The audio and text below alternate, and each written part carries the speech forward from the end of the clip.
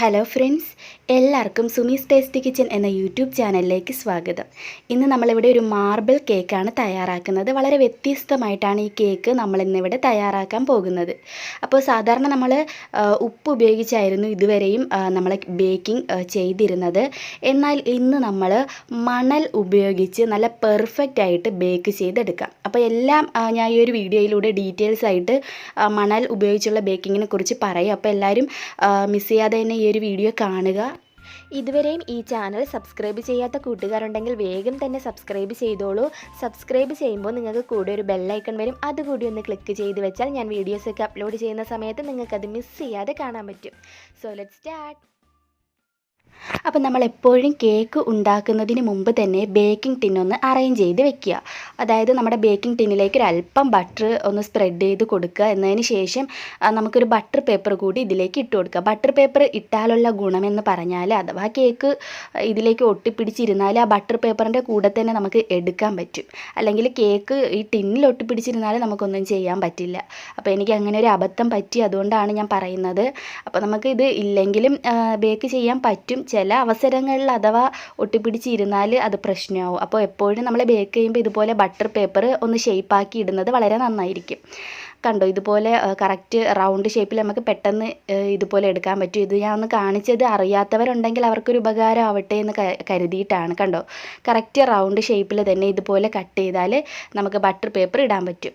ഇനി അടുത്തതായിട്ട് ഈ ബട്ടർ പേപ്പറിൻ്റെ മുകളിൽ കൂടി ഒരു ബട്ടർ അല്ലെങ്കിൽ ഓയിൽ ഏതെങ്കിലും ഒരല്പമേ എടുക്കാവൂ, ഒരുപാട് എടുക്കരുത്.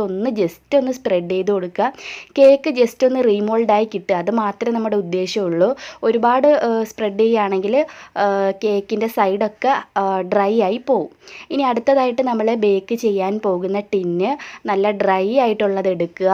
ഒട്ടും നനവോ വെള്ളത്തിൻ്റെ അംശമോ ഈ ഒരു പാത്രത്തിലുണ്ടെങ്കിൽ നമ്മുടെ മുട്ട പതഞ്ഞ് വരത്തില്ല. അടുത്തതായിട്ട് ഇലക്ട്രിക് ബീറ്റർ. ഇതില്ലാത്തവർക്ക് ഈ കേക്ക് ബേക്ക് ചെയ്യുക, അത് ഞാൻ തുടർന്ന് പറഞ്ഞു തരുന്നതായിരിക്കും. ഇതിപ്പോൾ ഇവിടെ പ്രസ് ചെയ്യുകയാണെങ്കിൽ ഇത് ഇളകി വരും. ഇതിപ്പോൾ ഒരുപാട് പേര് 2-3 പേര് ചോദിച്ചിരുന്നു ഇതെങ്ങനെയാണ് ഫിറ്റ് ചെയ്യുന്നത്, ഊരുന്നത് എന്നൊക്കെ. അതുകൊണ്ടാണ് ഞാൻ ഇത് കാണിക്കുന്നത്.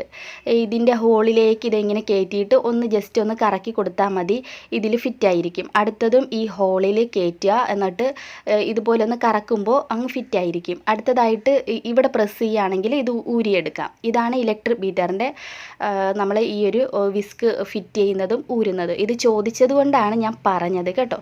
അപ്പോൾ ഇനി അടുത്തതായിട്ട് നമുക്ക് മുട്ട ബീറ്റ് ചെയ്തെടുക്കാം. അപ്പം ഈ ഇലക്ട്രിക് ബീറ്റർ ഇല്ലാത്തവർക്ക് എങ്ങനെയാണെന്ന് ഞാൻ പറയാം. 3 മുട്ടയാണ് ഞാൻ എടുത്തിട്ടുള്ളത്. റൂം ടെമ്പറേച്ചറിലുള്ള മുട്ടയാണ്. അഥവാ തണുത്ത മുട്ടയാണെങ്കിൽ നിങ്ങൾ ഒരു കാര്യം ചെയ്യുക, തണുപ്പൊക്കെ മാറിയിട്ട് ഉപയോഗിക്കുക. ഇനി ഇതിലേക്കൊരു 1/4 ടീസ്പൂൺ ഉപ്പ് കൂടി ഇട്ട് കൊടുക്കാം. അപ്പോൾ മിക്സിയുടെ ജാറാണ് നിങ്ങൾ ഉപയോഗിക്കുന്നതെങ്കിൽ ആ മിക്സിയുടെ ജാറ് ഒട്ടും നനവോ വെള്ളത്തിൻ്റെ അംശമോ കാണരുത്, ഡ്രൈ ആയിരിക്കണം. അതിലേക്ക് 3 മുട്ടയും ഉപ്പും കൂടി ഇട്ടതിന് ശേഷം ഹൈ സ്പീഡിൽ ബീറ്റ് ചെയ്യുക. ചെറിയ ജാറ് വേണം എടുക്കാൻ വേണ്ടിയിട്ട്. ഹൈ സ്പീഡിൽ നന്നായിട്ട് 1 മിനിറ്റോളം ബീറ്റ് ചെയ്തതിന് ശേഷം നമ്മളിപ്പോൾ ഇവിടെ ചേർക്കുന്നത് 1 കപ്പ് പഞ്ചസാരയാണ്. നിങ്ങൾ മിക്സിയുടെ ജാറാണ് യൂസ് ചെയ്യുന്നതെങ്കിൽ 1/2 കപ്പ് പഞ്ചസാര കൂടി അതിലിട്ടിട്ട് നന്നായിട്ടൊന്ന് ബീറ്റ് ചെയ്യുക. എന്നിട്ട് വീണ്ടും ബാക്കി 1/2 കപ്പ് ഇട്ടിട്ട് വീണ്ടും നന്നായിട്ട് ബ്ലെൻഡ് ചെയ്ത് എടുക്കുക. അപ്പോൾ ഇത് നമ്മൾ ബീറ്റർ ഉപയോഗിച്ച് ചെയ്യുമ്പോൾ നിങ്ങൾ കുറേശ്ശെ പഞ്ചസാര ഇട്ടാൽ മതി. കുറേശ്ശെ ഇട്ടിട്ടിട്ട് ഹൈ സ്പീഡിൽ നന്നായിട്ട് ബീറ്റ് ചെയ്തുകൊണ്ടിരിക്കുക. ഒരു 3-4 മിനിറ്റ് വരെ ബീറ്റ് ചെയ്യുക. അപ്പോൾ ശരിക്കും ഇതുപോലെ നല്ല ക്രീമി ആയിട്ട് നമുക്ക് കിട്ടും. പക്ഷേ മിക്സിയുടെ ജാറിൽ ഇത്രയും ക്രീമി ആയിട്ട് നമുക്ക് കിട്ടത്തില്ല. ആ ഒരു വ്യത്യാസമുണ്ട്. ഒരുപാട് എന്നാലും നല്ല പതഞ്ഞ് വരും, പക്ഷേ ഇത്ര ആവത്തില്ല എന്നേ ഉള്ളൂ. ഇനി അടുത്തതായിട്ട് നമുക്കിതിലേക്ക് വാനില എസൻസ് ഒഴിച്ച് കൊടുക്കാം. ഞാൻ ഒരു 1.5 ടീസ്പൂൺ വാനില എസൻസ് ആണ് എടുത്തേക്കുന്നത്. അതുകൂടി ഒഴിച്ചിട്ട് ഒന്നുകൂടി ഒന്ന് ബീറ്റ് ചെയ്തെടുക്കണം. അപ്പം മിക്സിയുടെ ജാറിലാണെങ്കിൽ നിങ്ങൾ ഈ വാനില എസൻസ് ഒഴിക്കുക, എന്നിട്ട് നന്നായിട്ട് ബ്ലെൻഡ് ചെയ്ത് എടുക്കുക. ഇനി അടുത്തതായിട്ട് നമുക്കിതിലേക്ക് ചേർക്കാനുള്ളത് ഓയിലാണ്. അപ്പോൾ അതിന് മുമ്പായിട്ട് ഈ വാനില എസൻസ് ചേർത്തിട്ട് നന്നായിട്ട് ബീറ്റ് ചെയ്യുക, എന്നാലേ ആ മുട്ടയുടെ മണം നന്നായിട്ട് മാറിക്കിട്ടത്തുള്ളൂ. ഇനി അടുത്തതായിട്ട് നമുക്കിതിലേക്ക് ഓയിൽ ഒഴിച്ചു കൊടുക്കുക. 1/2 കപ്പ് ഓയിലാണ് എടുത്തിരിക്കുന്നത്. ഏതെങ്കിലും റിഫൈനഡ് ഓയിലാണ് യൂസ് ചെയ്യേണ്ടത്. അപ്പം മിക്സിയുടെ ജാറിലാണെങ്കിൽ ഈ അര കപ്പ് ഓയിൽ മുട്ടയുടെ മിശ്രിതത്തിലേക്ക് ഒഴിച്ചിട്ട് ഒന്നുകൂടി ബ്ലെൻഡ് ചെയ്തെടുക്കുക. ഏകദേശം ഒരു 3-4 മിനിറ്റ് ബ്ലെൻഡ് ചെയ്തെടുക്കുക. എന്നിട്ട് എല്ലാം കൂടി ഇത് ഒരു ബൗളിലോട്ട് ഒഴിക്കുക. മിക്സിയുടെ ജാറിൻ്റെ കാര്യം പറയുന്ന ഒരു ബൗളിലോട്ട് ഒഴിക്കുക. എന്നിട്ട് വേണം ഈ ഡ്രൈ ഇൻഗ്രീഡിയൻസ് ഒന്ന് അരിച്ച് ഇടാൻ വേണ്ടിയിട്ട്. ഞാനിവിടെ എടുത്തേക്കുന്നത് 1 കപ്പ് മൈദയും 3/4 ടീസ്പൂൺ ബേക്കിംഗ് പൗഡറും ഒരു നുള്ള് സോഡാപ്പൊടിയുമാണ്. അപ്പോൾ ഇതെല്ലാം കൂടെ ഒന്ന് ജസ്റ്റ് മിക്സ് ചെയ്തതിന് ശേഷം നമുക്ക് ബാച്ചസ് ആയിട്ട് ഈ മുട്ടയുടെ മിശ്രിതത്തിലേക്ക് കുറേശ്ശെ ഇട്ടിട്ട് ഒന്ന് ഫോൾഡ് ചെയ്തെടുക്കാം. മെല്ലെ മെല്ലെ വേണം ഫോൾഡ് ചെയ്യാൻ വേണ്ടിയിട്ട്. ഓവറായിട്ട് ഫോൾഡ് ചെയ്ത് കഴിഞ്ഞാൽ അതാ ഓവർ മിക്സിങ് ആയാൽ കേക്ക് ഹാർഡായി പോവും, കട്ടിയായി പോവും. നമുക്ക് കഴിക്കുമ്പോൾ ഒരു സോഫ്റ്റ് കാണില്ല കേക്കിന്. അപ്പോൾ എപ്പോഴും അത് ഇതുപോലെ കുറേശ്ശെ ഇട്ടിട്ട് മെല്ലെ മെല്ലെ ഒന്ന് ഫോൾഡ് ചെയ്ത് എടുക്കുക. ഓവർ മിക്സിങ് പാടില്ല. എല്ലാം കൂടെ കംപ്ലീറ്റ് മിക്സായി എന്ന് കണ്ടാൽ പിന്നെ മിക്സ് ചെയ്യാൻ നിൽക്കേ അരുത്. അപ്പോൾ എന്തായാലും ഞാൻ എല്ലാം കൂടെ ഒന്ന് മിക്സ് ചെയ്യട്ടെ, എന്നിട്ട് കാണിച്ചു തരാം. അപ്പോൾ നമുക്ക് ഓയിലിന് പകരം ബട്ടർ യൂസ് ചെയ്യാം. ബട്ടർ യൂസ് ചെയ്യുമ്പോൾ നമ്മൾ പഞ്ചസാരയാണ് ഇതിലേക്ക് ഇട്ട് ബീറ്റ് ചെയ്ത്, അത് ഓർക്കണം. അപ്പോൾ പഞ്ചസാര നന്നായിട്ട് കംപ്ലീറ്റ് ഇത് മിക്സ് ആയില്ല എന്നുണ്ടെങ്കിൽ ഇത് ലൂസായി പോവും. അപ്പോൾ ബട്ടറൊക്കെ ചേർക്കുമ്പോൾ മെൽറ്റ് ചെയ്ത് ചേർക്കുമ്പോൾ ശരിക്കും നല്ല ചൂടാറിയതിന് ശേഷം മാത്രമേ ഇതിലോട്ട് ചേർക്കാവൂ. ബട്ടർ ആണെങ്കിൽ ഒരു 3-4 ടീസ്പൂൺ ചേർക്കാം. അപ്പോൾ ഞാൻ ഈ ഒരു കേക്ക് ബാറ്റർ 2ആയിട്ട് ഡിവൈഡ് ചെയ്തിട്ടുണ്ട്. ഇനി നമുക്ക് ഒരു പോർഷനിലേക്ക് ഒരു 3 ടേബിൾ സ്പൂൺ കൊക്കോ പൗഡറും ഒരു 1.5 ടീസ്പൂൺ പാല് റൂം ടെമ്പറേച്ചറിലുള്ള പാലായിരിക്കണം, തണുപ്പില്ലാത്ത പാല് വേണം യൂസ് ചെയ്യാൻ. ഇതും കൂടി ചേർത്തിട്ട് ഒന്ന് മിക്സ് ചെയ്തെടുക്കാം. ഓവർ മിക്സിങ് പാടില്ല, ജസ്റ്റ് കമ്പൈൻ ആയാൽ മാത്രം മതി. അപ്പോൾ ഞാൻ ജസ്റ്റ് എല്ലാം കൂടെ ഒന്ന് മിക്സ് ചെയ്തിട്ടുണ്ട്. ഒരു 1.5 ടേബിൾ സ്പൂൺ പാലാണ് ഞാൻ ഇതിലേക്ക് ചേർത്തത് കേട്ടോ. ഇനി അടുത്ത മിക്സിലേക്ക് ഞാൻ കുറച്ച് യെല്ലോ ഫുഡ് കളറാണ് ചേർത്തിട്ടുള്ളത്. അതുകൂടി നമുക്ക് ജസ്റ്റ് ഒന്ന് കംപ്ലീറ്റ് ഒന്ന് മിക്സ് ചെയ്തെടുക്കാം. പിന്നെ നമ്മൾ ഈ കളറൊക്കെ ചൂസ് ചെയ്യുമ്പോൾ എപ്പോഴും ജെൽ കളർ യൂസ് ചെയ്യുന്നതായിരിക്കും കൂടുതൽ പെർഫെക്റ്റ്. അല്ലെങ്കിൽ ചിലപ്പോൾ നമ്മുടെ ബാറ്ററി അത് ലൂസായി പോകാൻ ചാൻസ് ഉണ്ട്. പിന്നെ നമുക്ക് വേണമെങ്കിൽ ഇനി ലിക്വിഡേ ഉള്ളെങ്കിൽ അങ്ങനെ ചേർക്കാം. അപ്പോൾ ഞാൻ എന്തായാലും കേക്ക് ബാറ്റർ ഇവിടെ റെഡിയാക്കി. അപ്പോൾ നമുക്ക് നോക്കാം ഈ ഒരു മാർബിൾ കേക്ക് എങ്ങനെയാണ് തയ്യാറാക്കുന്നതെന്ന്. ആദ്യം നമുക്ക് യെല്ലോ കളറിൽ നിന്നും കുറച്ച് ഈ നടുക്കായിട്ട് ഇങ്ങനെ ഒഴിച്ച് കൊടുക്കുക. നല്ല ഷേപ്പിന് വേണം ഒഴിച്ച് എടുക്കാൻ വേണ്ടിയിട്ട്. കണ്ടോ, ഞാൻ വലിയ സ്പൂണാണ് ഒഴിച്ചത്. ഇനി അടുത്തത് അതിനെക്കാട്ടിൽ കൊച്ചു സ്പൂണാണ് ഞാൻ എടുത്തിട്ടുള്ളത്. അതിൽ ചോക്ലേറ്റിൻ്റെ ആ കൂട്ട് നമുക്കിത് ഇതുപോലെ ഒഴിച്ചു കൊടുക്കാം. നടുക്കായിട്ട് വേണം ഒഴിക്കാൻ വേണ്ടിയിട്ട്. എന്നിട്ട് ജസ്റ്റ് ഒന്ന് സ്പ്രെഡ് ചെയ്യുക.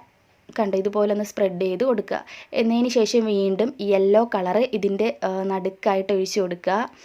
എന്നതിന് ശേഷം വീണ്ടും ഇപ്പോൾ നമ്മൾ ഈ ചെയ്ത ആ ഒരു മെത്തേഡ് വീണ്ടും ചെയ്യുക. ആദ്യം യെല്ലോ കളറ്, പിന്നെ ചോക്ലേറ്റ് കളറ്, അങ്ങനെ നമുക്കിത് മൊത്തം ഒന്ന് ഫില്ല് ചെയ്ത് എടുക്കാം.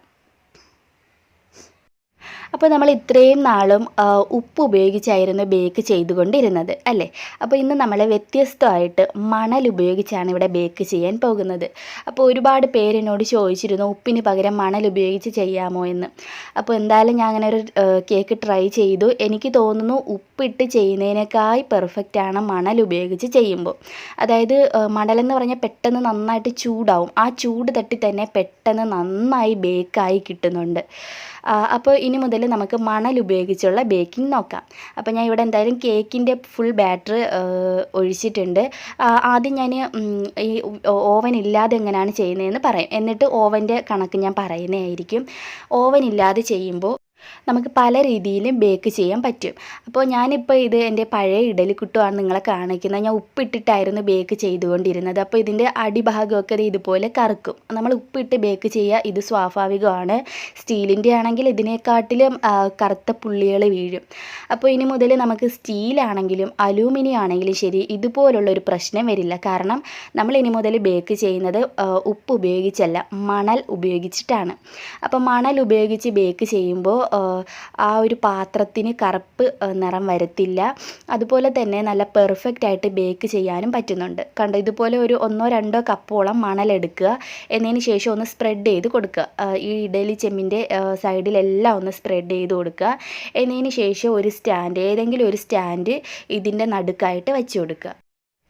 ഇനി നമുക്ക് അടച്ച് വെച്ചിട്ട് 5 മിനിറ്റ് പ്രീ ഹീറ്റ് ചെയ്യണം. മണലൊന്ന് ചൂടായി വരാൻ കുറച്ച് താമസമുണ്ട്. അപ്പോൾ 5 മിനിറ്റ് എടുക്കും. 5 മിനിറ്റ് ഹൈ ഫ്ലെയിമിൽ തന്നെ ഇട്ടിട്ട് ഈ ഇഡലി കുട്ടുക നന്നായിട്ട് ചൂടാവുന്നവരെ വെയിറ്റ് ചെയ്യുക. നന്നായിട്ട് ചൂടായതിന് ശേഷം നമ്മുടെ ഈ കേക്കിൻ്റെ ബാറ്റർ ഇതിലേക്ക് ഇറക്കി വെക്കുക. ഇറക്കി വെച്ചതിന് ശേഷം അടച്ച് വെച്ചിട്ട് ബേക്ക് ചെയ്യുക. അടച്ച് വെച്ചിട്ട് ഏകദേശം ഒരു 30-35 മിനിറ്റ് വരെ നമുക്ക് ബേക്ക് ചെയ്യാൻ വെക്കാം. OTG ഓവനാണെങ്കിൽ 160 ഡിഗ്രിയിൽ ഒരു 10 മിനിറ്റ് പ്രീ ഹീറ്റ് ചെയ്യുന്നതിന് ശേഷം ഒരു 40-45 മിനിറ്റ്സ് വരെ നമുക്ക് ബേക്ക് ചെയ്യാൻ വെക്കാം. അടുത്ത കൺവെക്ഷൻ ഓവനാണെങ്കിൽ ഒരു 180 ഡിഗ്രി സെൽഷ്യസിൽ 10 മിനിറ്റ് പ്രീ ഹീറ്റ് ചെയ്ത ഓവനിലേക്ക് ഒരു 30-35 മിനിറ്റ്സ് വരെ ബേക്ക് ചെയ്യാനായിട്ട് വെക്കാം. അപ്പോൾ ഇത് ഏകദേശം ഒരു 35 മിനിറ്റ് ആയിട്ടുണ്ട്. നമുക്കിതൊന്ന് തുറന്ന് നോക്കാം. നല്ല പെർഫെക്റ്റ് ആയിട്ട് ബേക്ക് ആയിട്ടുണ്ട്. കണ്ടോ, നല്ല പോലെ പൊങ്ങി വന്നിട്ടുണ്ട് നമ്മുടെ കേക്ക്. അപ്പം നല്ല സ്പോഞ്ചാണ്, നല്ല പോലെ പൊങ്ങി വന്നിട്ടുണ്ട്. അപ്പോൾ ഈ ഒരു കേക്ക് കംപ്ലീറ്റ് ആറിയതിന് ശേഷം വേണം ഈ മോൾഡിൽ നിന്നും പുറത്തെടുക്കാൻ വേണ്ടിയിട്ട്. അപ്പോൾ ഈ ഒരു കേക്ക് നല്ല പോലെ ചൂടാറുന്നവരെ നമുക്ക് വെയിറ്റ് ചെയ്യാം. ഒരു ദിവസമൊക്കെ വെച്ചിട്ട് പിറ്റേന്ന് കഴിക്കുമ്പോൾ വളരെ ടേസ്റ്റി ആയിരിക്കും. ഫ്രിഡ്ജിലല്ല കേട്ടോ വെക്കേണ്ടത്, നമ്മൾ റൂമിൽ തന്നെ എവിടെയെങ്കിലും അടച്ച് വയ്ക്കുക. എന്നിട്ട് പിറ്റേന്ന് എടുക്കണം എന്നാണ് ഞാൻ മിക്കപ്പോഴും പറയുന്നത്. അതാകുമ്പം കുറച്ചുകൂടി നല്ല ടേസ്റ്റിയാണ്. പിറ്റേന്ന് നമ്മൾ കഴിക്കുമ്പോൾ ഒന്ന് പഴകുമ്പോഴാണ് ശരിക്കും ഇതിൻ്റെ ആ ഒരു ടേസ്റ്റ് കൂടുന്നത്. പിന്നെ നമുക്ക് 7-8 മണിക്കൂർ കഴിഞ്ഞിട്ടും കഴിക്കാം, ചൂടാറിയിട്ടും കഴിക്കാം. പിന്നെ കൂടുതൽ ടേസ്റ്റി ആവണമെങ്കിൽ പിറ്റേന്ന് എടുക്കുന്നതായിരിക്കും നല്ലതെന്നാണ് പറഞ്ഞത്. അപ്പോൾ നമ്മുടെ പെർഫെക്റ്റ് ആയിട്ടുള്ള കേക്ക് ഇവിടെ ബേക്ക് ആയിട്ടുണ്ട്. കണ്ടോ, നന്നായിട്ട് ബേക്കായി വന്നിട്ടുണ്ട്. അപ്പോൾ ഇനി മുതൽ ഉപ്പ് ഇട്ട് ബേക്ക് ചെയ്യാനുള്ള ആളുകൾക്ക്, ഇഷ്ടമല്ലാത്ത ആളുകൾക്ക് ഇതുപോലെ മണൽ ഉപയോഗിച്ചും നല്ല പെർഫെക്റ്റ് ആയിട്ട് ബേക്ക് ചെയ്തെടുക്കാം. പിന്നെ മണൽ നല്ല കടപ്പുറത്തു നിന്നൊക്കെ കുറച്ചെടുത്തുകൊണ്ട് വരികയാണെങ്കിൽ നമുക്ക് ഇതുപോലെ ബേക്ക് ചെയ്യാൻ വേണ്ടിയിട്ട് ഉപയോഗിക്കാം. നമുക്ക് റീയൂസ് ചെയ്യാം മണൽ, പിന്നെയും ബേക്ക് ചെയ്യാൻ നേരത്ത് എടുക്കാം. ഞാൻ ഒന്ന് കട്ട് ചെയ്യുകയാണ് നമ്മുടെ കേക്ക്. ഞാൻ ഇതിൻ്റെ ഉൾഭാഗം കൂടി കാണിച്ചു തരാം. കണ്ടോ, നല്ല അടിപൊളിയായിട്ട് ബേക്കായിട്ട് വന്നിട്ടുണ്ട്. അപ്പോൾ എല്ലാവരും വീട്ടിൽ ട്രൈ ചെയ്യുക. വളരെ ടേസ്റ്റി ആയിട്ടുള്ളൊരു കേക്കാണിത്. ട്രൈ ചെയ്ത് നോക്കുക. പിന്നെ വീഡിയോ ഇഷ്ടമായിട്ടുണ്ടെങ്കിൽ താഴെ ഒരു ലൈക്ക് ബട്ടൺ കാണാം, അവിടെ ഒന്ന് പ്രസ് ചെയ്തിട്ട് ലൈക്ക് ചെയ്യാൻ ആരും മറക്കണ്ട. പിന്നെയും ഇതുവരെയും ഈ ഒരു ചാനൽ സബ്സ്ക്രൈബ് ചെയ്യാത്ത കൂട്ടുകാരുണ്ടെങ്കിൽ വേഗം തന്നെ സബ്സ്ക്രൈബ് ചെയ്തോളൂ. സബ്സ്ക്രൈബ് ചെയ്യുമ്പോൾ കൂടിയൊരു ബെല്ലൈക്കൺ വരും, അതുകൂടി ഒന്ന് ക്ലിക്ക് ചെയ്ത് വെക്കുകയാണെങ്കിൽ ഞാൻ വീഡിയോസൊക്കെ അപ്ലോഡ് ചെയ്യുമ്പോൾ നിങ്ങൾക്ക് അതൊരു നോട്ടിഫിക്കേഷനായിട്ട് കിട്ടും. അപ്പോൾ കണ്ടോ, നല്ല സ്പോഞ്ചി ആയിട്ടുള്ളൊരു കേക്കാണിത്. അപ്പോൾ നമുക്ക് അടുത്തൊരു വീഡിയോയുമായിട്ട് വീണ്ടും കാണാം.